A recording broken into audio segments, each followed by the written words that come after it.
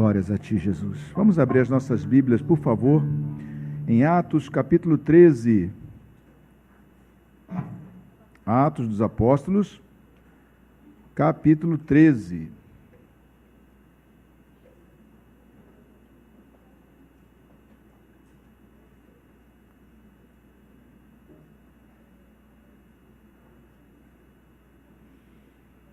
Atos 13, versículos de 1 a 3.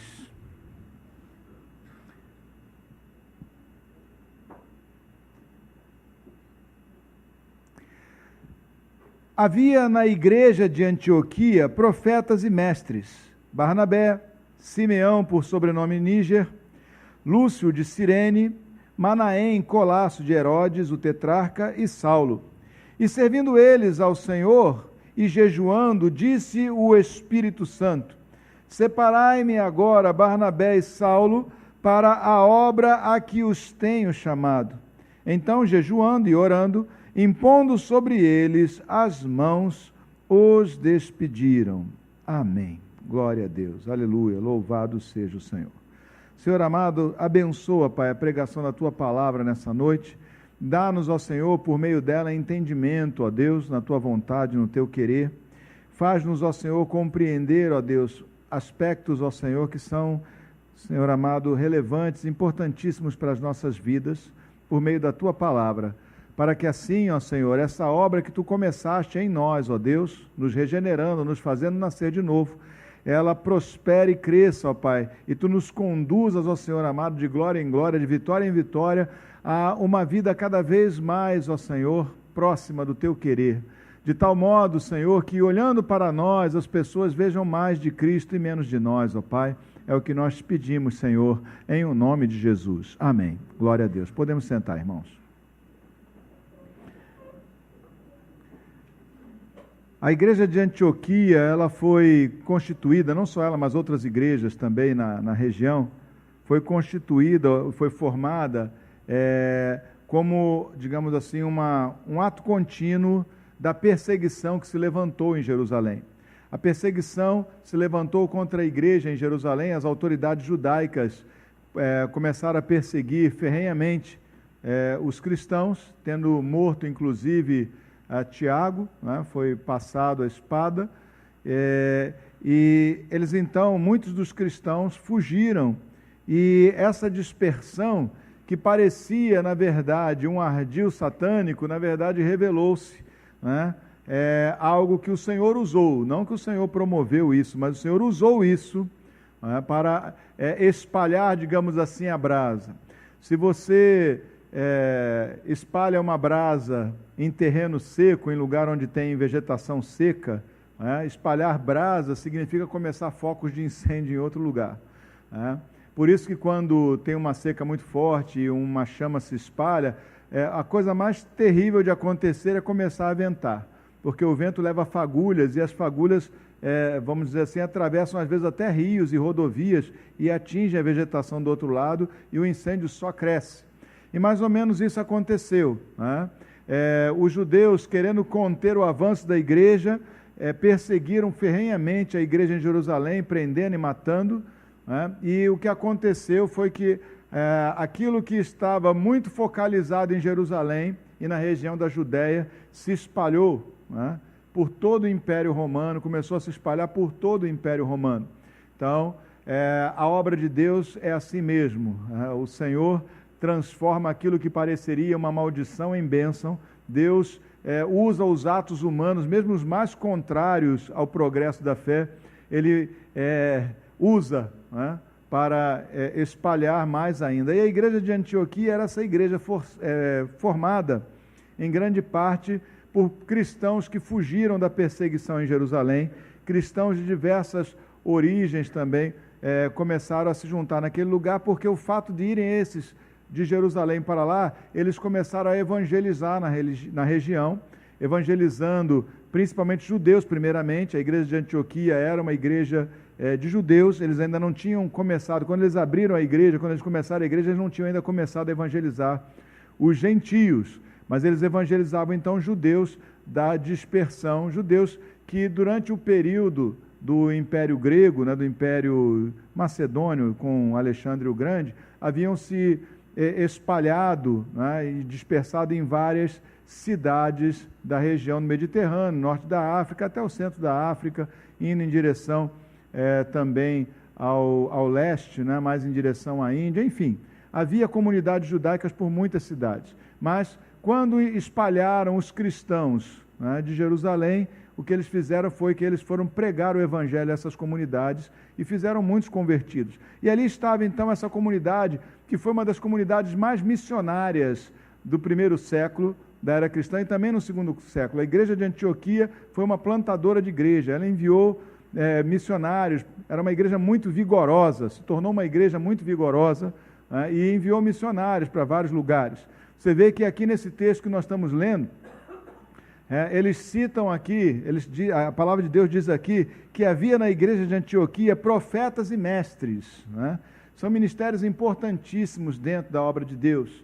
Uma igreja sem profecia, sem quem pregue, né, inspirado pelo Espírito Santo, sem profecia, é uma igreja que tende a esfriar-se e a morrer espiritualmente. Porque se a palavra que é pregada não é a palavra de Deus, se Deus não está falando por meio da palavra, se não há homens inspirados no Espírito Santo que são usados por Deus para anunciar a palavra, né, ou mesmo para trazer mensagens especiais de Deus, então o que acontece é que a igreja vira apenas uma agremiação religiosa, cumprindo ritos e rituais, né, e, digamos assim,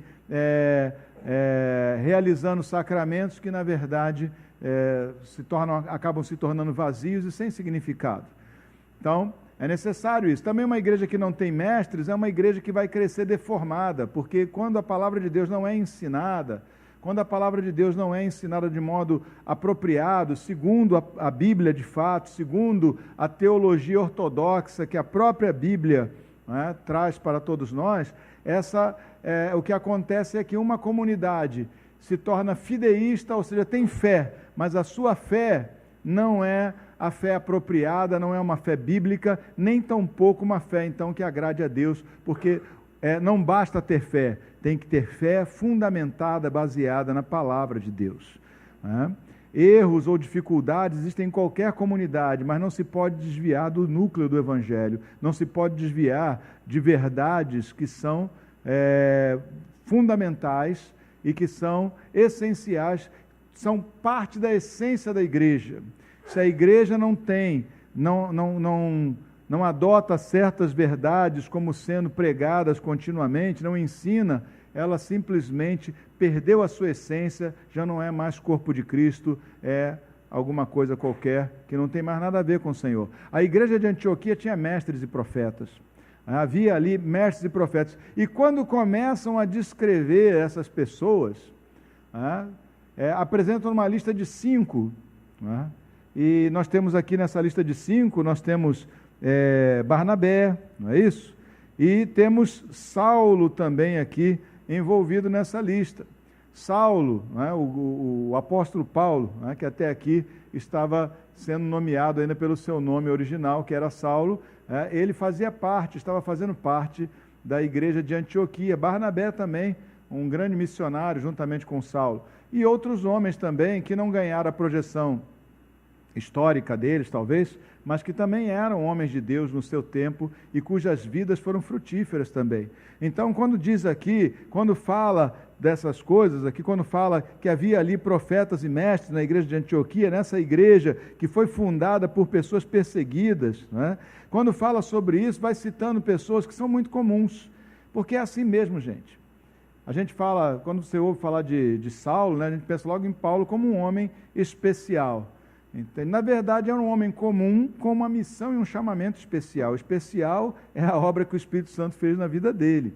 Mas Deus usa gente comum, Deus usa pessoas que você não usaria. Se você fosse olhar, talvez o currículo de alguém, se nós fôssemos pedir currículo para dizer quem vai ou não vai fazer a obra de Deus ou coisa parecida, nós íamos descobrir coisas que nós impugnaríamos, dizer, não, peraí, esse aí não, esse aí já teve aquele probleminha assim, esse aí já teve aquele probleminha assado, não, ele veio de um lar muito tumultuado, quem sabe ele precisa primeiro passar por um processo aí de restauração, a gente começa a ter muitas preocupações, porque nós, como seres humanos, olhamos as coisas muito do ponto de vista natural, mas Deus, Ele transforma coisas, e Ele faz surgir vida de onde não havia, né? E esse Senhor poderoso transforma vidas, e Ele envia conforme o seu bel prazer, sua boa vontade. Amém? Então nós temos aqui alguns exemplos, eu queria citar alguns, né? Dentre essas pessoas, já que Barnabé e Saulo são pessoas mais conhecidas, focar um pouquinho nos outros, né? Nós temos aqui um homem que era... o Simeão, né? O Simeão diz aqui que ele tinha um sobrenome, que na verdade é mais um apelido, de Níger. Provavelmente esse era um homem negro, de cor negra, por isso ele havia recebido esse codinome, provavelmente das comunidades judaicas, talvez do norte da África, ou mesmo de comunidades cristãs mais para o centro da África, mas ele estava ali congregando com eles, né? Essa era uma igreja onde as pessoas, né, que estavam envolvidas ali, que estavam envolvidos na obra, eram pessoas de diversas procedências, e não havia de modo algum qualquer diferença. Era uma igreja que não tratava as pessoas diferente pela sua condição racial, ou de cor, ou mesmo de qualquer origem, ou coisa parecida. Era uma igreja saudável, porque estavam pessoas de origens diferentes, características diferentes, mas essas pessoas exerciam na igreja o ministério como qualquer outro exerce. A igreja de Jesus Cristo é esse lugar, meus irmãos, onde não tem cor,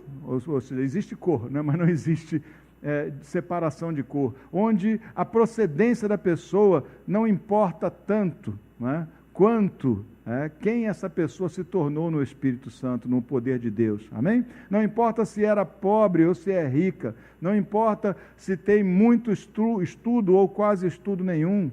Eu já vi muita gente que nem sabe ler direito, mas que é uma bênção no reino de Deus, gente que Deus usa, né?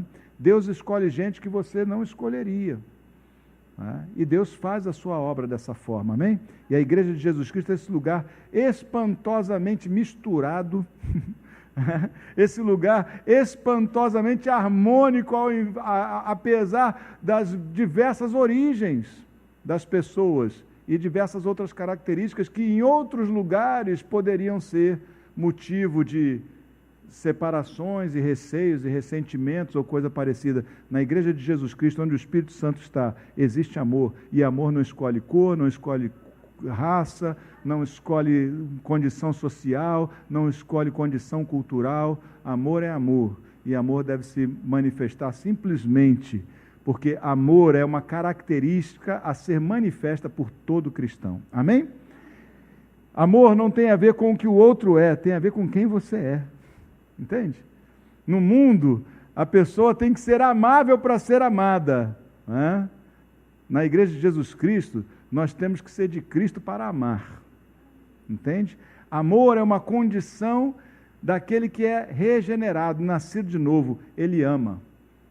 E ele deve amar, mesmo que do outro lado não haja grandes méritos, né? Nós temos que amar mesmo aqueles que, entre aspas, não nos parecem merecer, não pela nossa lógica. Tá certo? Então diga para o seu irmão assim: você não merece não, mas eu te amo. Em Cristo, né? Amém? É bom dar uma relaxada. Mas é isso aí, independente dos seus méritos, não é isso? Outra pessoa que nós temos aqui é um homem que era um estrangeiro, ele era de Cirene, talvez recém-chegado, alguma coisa assim, né? Também estava ali e era acolhido e recebido de modo comum, mas esse nem é tanto um destaque. Mas tem um outro aqui que a Bíblia nos fala, nos dá um detalhe, que depois nós buscando, se você for buscar os detalhes correlacionados com esse detalhezinho que dá aqui, isso dá para puxar um fio de meada tremendo. Cita um tal de Manaém, e diz que esse Manaém era colasso de Herodes o tetrarca. Havia uma dinastia que governou debaixo do Império Romano, foram reis autorizados, reis locais autorizados pelo Império Romano, e que governavam uma pequena região que incluía a Judéia ali e Jerusalém. E essa foi uma dinastia herodiana. todo mundo ali se chamava Herodes, né? Ou seja,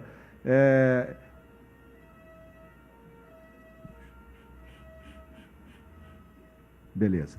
Todo mundo ali se chamava Herodes, né? Ou seja, o pai, aí depois o outro filho ia se chamar Herodes, descendente durante 200 e poucos anos, talvez, eu realmente não olhei isso aí, mas houve uma sequência de 4 ou 5 reis com esse nome.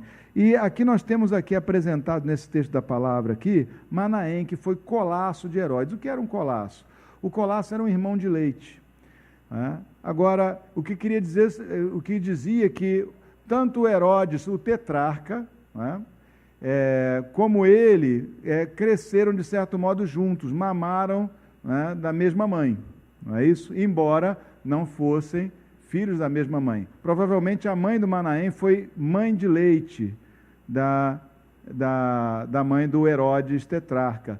E se você vai olhar bem a história dessa família, né, os herodianos, né, vamos dizer assim, você vai descobrir que o pai desse Herodes, o tetrarca, matou 2 das suas esposas, assim, porque ele era doido. Entende? Porque ele era um homem sanguinário. Ele foi um infanticida, mandou matar crianças, né? Também nos tempos de Jesus, mandou matar crianças. Ele mandou matar 2 de suas mulheres, e provavelmente então, uma dessas 2 pudesse ser mãe do Herodes tetrarca, né? E por isso então foi necessário que uma outra mulher amamentasse ou cuidasse dessa criança, provavelmente dentro desse contexto. Né? Era uma família, meus irmãos, imersa em toda sorte de loucuras e de violências e de abusos absurdos. Né? Herodes o Grande, o pai do Herodes o tetrarca, matou as 2 mulheres, foi infanticida, matava pessoas à toa. Sabe-se historicamente que quando ele estava para morrer, ele deixou a ordem de que quando ele morresse, né, matassem os líderes religiosos de Israel, pelo menos aqueles que estavam em Jerusalém. Sabe para quê? Para que houvesse choro, porque ele sabia que ninguém ia chorar por ele quando ele morresse, então ele disse, pelo menos vai ter choro no mesmo ambiente ou na mesma época.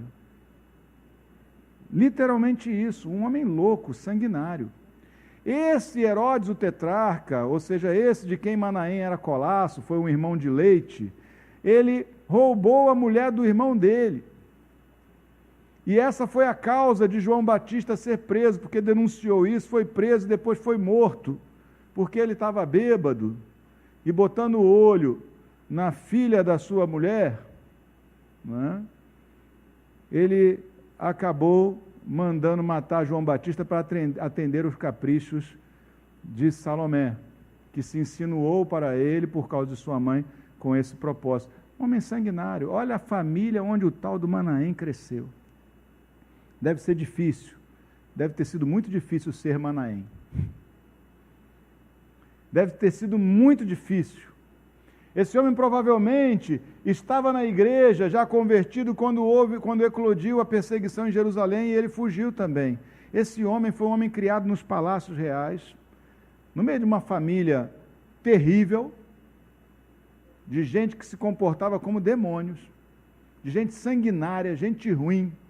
Mas esse homem estava dentro da igreja de Jesus Cristo, e na igreja de Antioquia, ele estava contado entre os mestres e profetas. Você entende?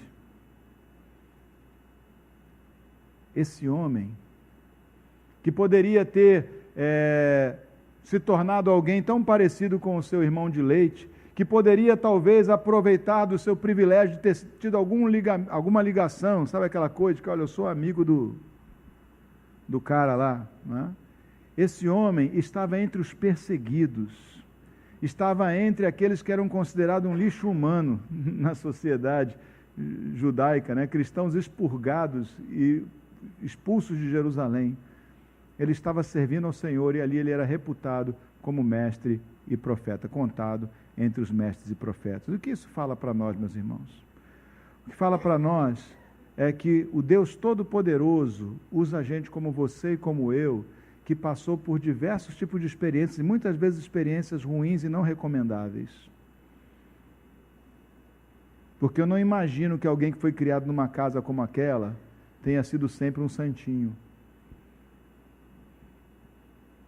Certamente ele teve muitas dificuldades morais para compreender, né, que não deveria agir do mesmo modo como agiam as pessoas no meio onde ele foi criado. E muitos de nós passamos por outras experiências. Eu acho difícil alguém ter passado por uma como essa aí, do Manaém. Mas nós passamos por várias experiências e coisas assim. Mas o que molda a nossa vida não é o ambiente. Não a nossa, daqueles que são regenerados em Cristo, chamados das trevas para a luz.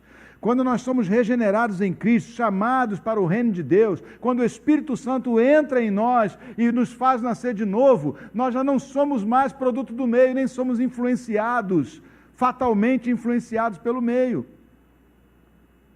Nós ganhamos em Cristo liberdade para escolher, no poder de Deus e com a ajuda do Senhor, aquilo que nós queremos ser da agora para frente. Já não somos mais escravos do destino, escravos do acaso, mas em nós há poder em Cristo para realizar a vontade e o plano de Deus em nossas vidas. Amém? Muitos de nós aqui não seriam recomendáveis se as suas histórias fossem contadas. Mas a igreja tem essa particularidade. É o lugar onde as piores histórias podem ser contadas e ainda assim serem acolhidas com uma certa alegria, não pelo histórico, mas pela transformação daquele que viveu aquela história. É a comunidade dos redimidos, dos arrependidos, dos que renderam a sua vida e resolveram andar por um caminho diferente dos seus impulsos e dos ambientes onde foram criados e das ideias nas quais foram formados ou deformados em outros tempos.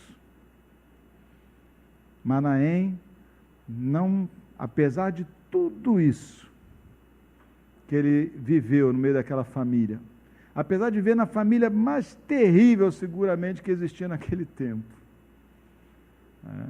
ele estava contado entre os servos de Deus, numa igreja nascente, mas uma igreja fervorosa, de homens cheios do Espírito Santo. Amém?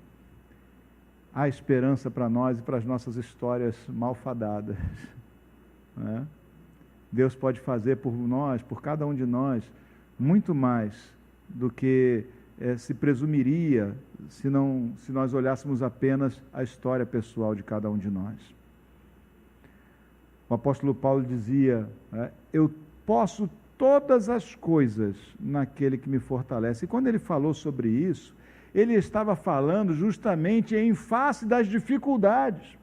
Porque ele disse, olha, eu já passei por fome, eu já passei por apedrejamento, eu já fui chicoteado. Ele falou toda a sorte de coisas que ele passou, mas ele continuava um homem que amava a Deus, a vontade de Deus e a obra de Deus, continuava focado em fazê-la. Ele foi preso uma vez, foi conduzido às autoridades, julgado, ficou detido em Roma, foi solto, saiu para pregar o evangelho de novo. 5 anos depois ele foi preso de novo e foi degolado. A prisão não moldou Paulo. Ele continuou sendo homem de Deus, mesmo quando foi preso, mesmo quando foi humilhado, mesmo quando foi maltratado, mesmo quando foi chicoteado. Quando ele diz, eu tudo posso naquele que me fortalece, eu tudo posso superar, eu tudo posso suplantar, nenhuma dessas coisas me moldam. Eu, na graça do Senhor, no poder de Deus, posso continuar moldando a minha própria vida segundo o propósito de Deus, porque aquele que me fortalece é quem estabelece quem eu serei. Amém? Então diga para a pessoa que está do seu lado assim, você não é grandes coisas, já não te falei? Mas isso não quer dizer que você não possa ser muito melhor do que você já é. Amém? Não há limites no progresso que nós podemos ter, no poder, né? No auxílio do Espírito Santo de Deus. Não importa como a sua história começou, importa é que o Senhor entrou na nossa história, na tua história, para transformar a tua vida e fazer de você alguém cheio do Espírito Santo, mestre e profeta, voz de Deus, boca de Deus, onde for. Ele tem esse projeto para todos nós. Ele não nos chamou para sermos assistentes no sentido de estarmos assistindo meramente. Ele nos chamou para sermos operantes. Ele não nos chamou para sermos espectadores, Ele nos chamou para sermos trabalhadores na obra de Deus. Ele não nos chamou para sermos torcedores. Porque tem gente que torce, que é uma maravilha. Puxa, que benção, olha que bom, né? Que fulano de tal está pregando. Mas não vai e faz a sua parte. Deus te chamou para entrar em campo. Né? E para, juntamente com os teus irmãos, em Cristo Jesus, vencer as batalhas que tiverem que se levantar contra a sua vida. Amém? De modo então, meus irmãos, que se nós não estamos bem, é porque nós não somos obra acabada.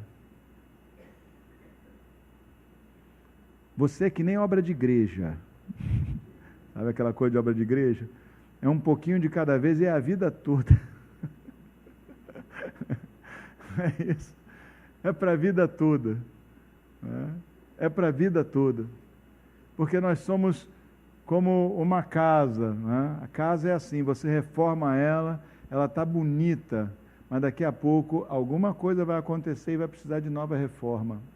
E a gente não pode desanimar. E a casa não pode cair. A gente tem que continuar fazendo a obra de Deus. Amém? Manaém não foi moldado pelo mundo, ele foi moldado pelo Espírito de Deus. Nós também somos, né, vasos na mão do oleiro. Ele é quem nos molda e Ele pode nos refazer de novo quantas vezes Ele quiser. Amém? Não importa é sermos barro na mão do Senhor, para que o Senhor faça de nós aquilo que Ele quiser fazer. E certamente, isso, de certo modo, é uma glorificação prévia. Entende? Porque o nome de Deus é glorificado na vida daqueles que se permitem ou que buscam ser moldados pelo Senhor.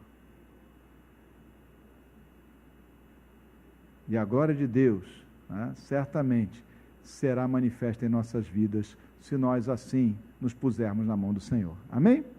Vamos orar? Vamos orar nesse momento? Mas faz uma coisa, fica de pé no teu lugar. Só para você mudar a sua postura, mudar de atitude.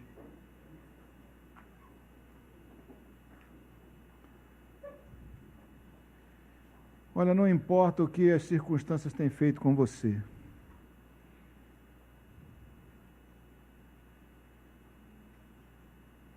Elas não têm que ser determinantes. Nenhum de nós tem desculpa para ser algo diferente daquilo que Deus quer que nós sejamos. Nenhum de nós tem desculpa para andar magoados. Nenhum de nós temos desculpa que seja válida para andarmos impacientes e em rusgas e brigas uns com os outros. Nenhum de nós vai encontrar desculpa para andar desanimado, porque o Espírito de vida está em nós. Nenhum de nós tem desculpa para os pecados que persistem, nem para os ocasionais, mas para os que persistem menos ainda, porque o Espírito Santo, o Espírito de santidade está posto em nós. O Espírito santificador está em nossas vidas. Ele é o Senhor. Nenhum de nós tem que se acomodar. Diz a palavra de Deus, não vos conformeis com o presente século, o presente estado de coisas, mas transformai-vos pela renovação das vossas mentes em Cristo Jesus. se nós somos menos, e certamente seremos, mas se nós somos muito menos do que aquilo que nós sabemos que é o plano de Deus para a nossa vida, então não é porque Deus falhou ou é incapaz de realizar essa obra, é porque nós não chamamos sobre nós a responsabilidade de andar, né, nas mãos do Senhor e ser transformados por Ele. E se você hoje, olhando para a sua vida, está insatisfeito com a sua vida espiritual, se você hoje está frustrado consigo mesmo, porque não queria andar e agir do jeito que está agindo, e não necessariamente por pecado, às vezes, meus irmãos, por frieza, por acomodação espiritual. Hoje o Espírito Santo nos levantou a história desse homem, para que, olhando nós para ele, para Manaém, cujo nome quer dizer confortador, se hoje o Espírito suscitou essa história da palavra de Deus para nós, é porque hoje Ele quer que nós nos lembremos que as circunstâncias não determinam quem nós somos. O Senhor e a nossa interação com o Senhor, sim, determinarão. Eu tudo posso, eu posso todas as coisas naquele que me fortalece. Eu queria orar por você que hoje queria uma transformação na sua vida. Seja de que ponto e a que ponto você nota essa necessidade. Eu quero orar por você. E não é muito o costume meu, mas eu quero dizer para você que assim se sente hoje. Vem aqui à frente hoje. Eu sei que às vezes tumultua um pouco as coisas, mas vem aqui à frente, se você tem esse desejo. Se hoje você gostaria que o Senhor começasse uma obra de transformação na sua vida, se hoje você queria se submeter a essa ação transformadora do Espírito, se hoje você não aceita mais essas deformidades que o meio ambiente, que o teu ambiente impuseram, vem cá, chega mais, abre mais aqui espaço, sai do corredor um pouquinho, vem para cá para poder abrir espaço para quem está chegando.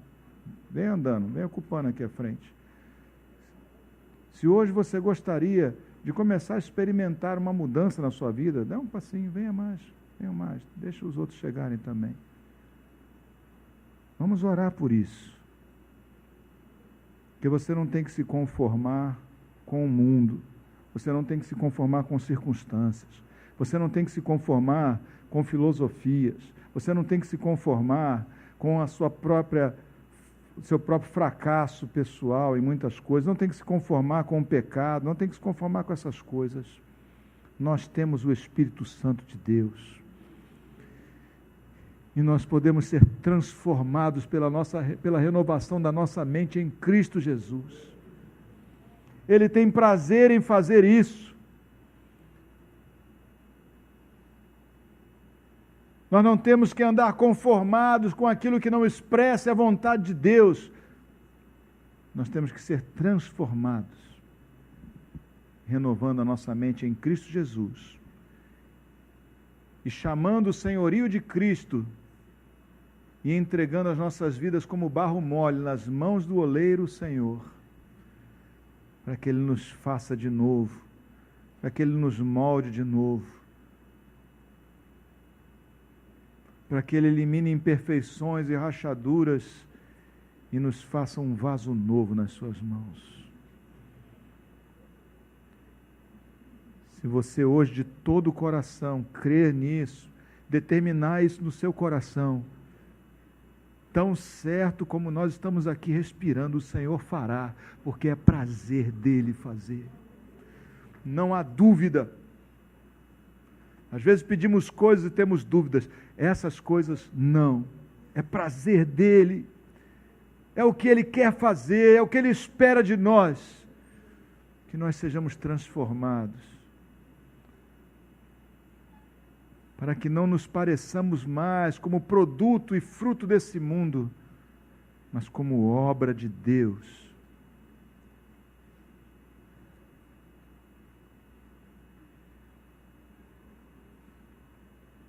Glórias a Ti, Jesus.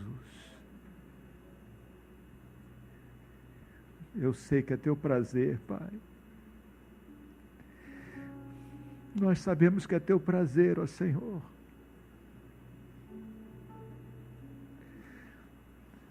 Chamar gente como nós e transformar.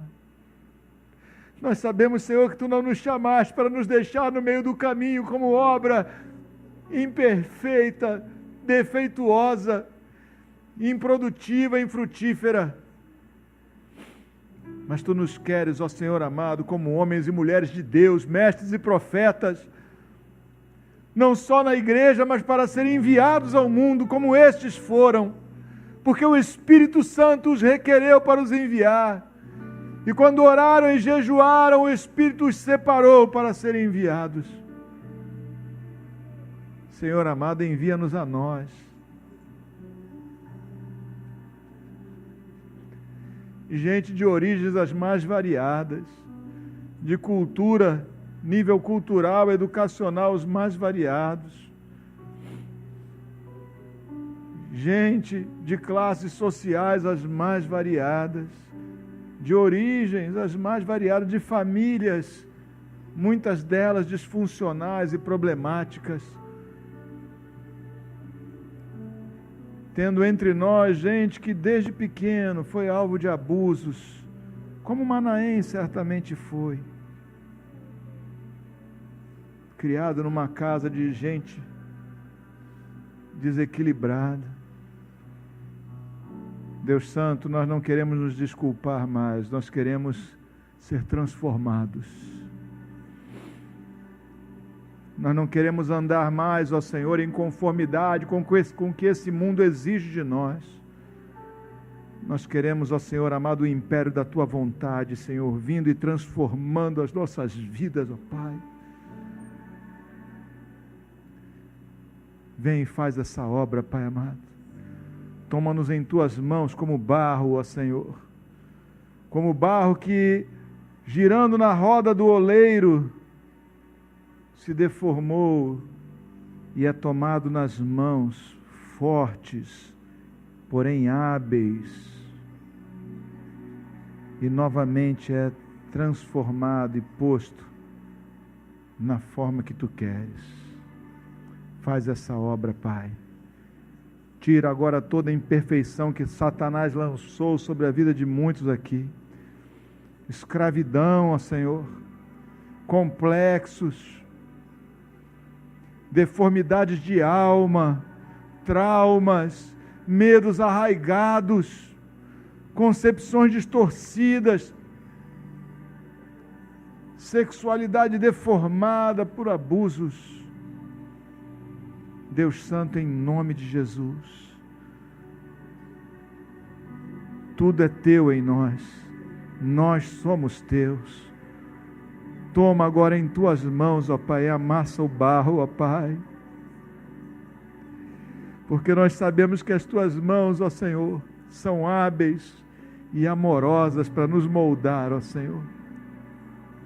Lança fora agora todo medo, lança fora agora toda vergonha, lança fora agora toda limitação, lança fora agora todo trauma, todo complexo, toda amargura, também todo ressentimento arraigado, agarrado, e que limita as nossas orações.